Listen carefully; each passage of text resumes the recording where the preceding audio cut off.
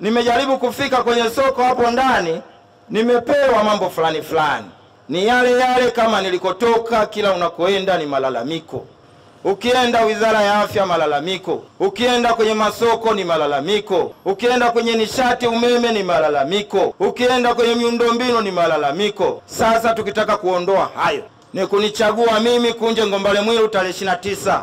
Malalamiko hata kuwepo tena, masuala ya afya, masuala ya elimu, masuala ya miundombinu, masuala ya nishati. Umeme ni changamoto kwa taifa hili, kila unapoenda ni kilio. Na ndiyo maana serikali yangu imesema ya mchaka nitaweka mashirika ya umeme ya ushindani. Siwezi kubaki na shirika moja likawa kama Mungu mtu. Laini ya simu ingekuwa moja, siangetusumbua sana jamani. Kwa hiyo hata haya mashirika ya umma nitaongeza, hata haya mashirika ya maji. Na wahakikishieni mkinichagua tarehe 29, Songea hii kila mtu, kila nyumba atapata maji. Wakina mama, tembeleni kifua mbele. Nimewaahidi kuanzia miaka 18 mtu anayeitwa mama utaleta mchanganuo wa biashara yako kwenye wilaya, utawezeshwa mtaji wa kufanya wa biashara. Hiyo ndio Tanzania ninayoitaka. Unampa mtu nafasi ya kutawala watu au ya kuongoza watu, yeye anajiita yeye Mungu mtu.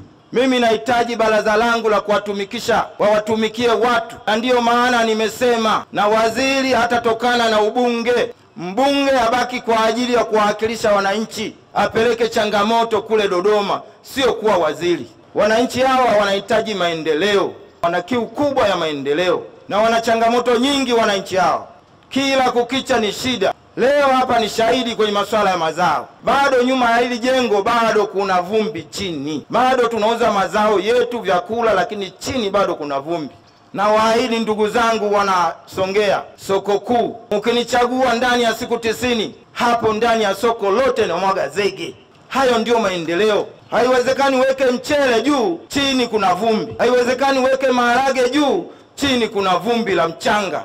Tumekosa nini wa Tanzania jamani? Mungu atupe nini? Simenti tunazo, viwanda tunavyo, material yanayotengeneza simenti yanatoka hapa kwetu. Kwanza tunabudu kuwashukuru wana Songea kwa kutupokea mapokezi makubwa. Kwa kweli mmetupa changamoto nyingi na tumezisikia. Wananchi wa Tanzania, msifanye makosa. Ifikapo tarehe 29 mwezi wa 10, kura zote za ndio mwende mkaziweke katika chama chetu cha AFP ili tuwatumikie wa Tanzania. Mkitupa kura zenu, tutakulipeni madeni yenu tulioahidi. Naamini mtatupa ridhaa, kwa sababu wengi mmechoka, lakini mnaogopa kusema kwamba tumechoka.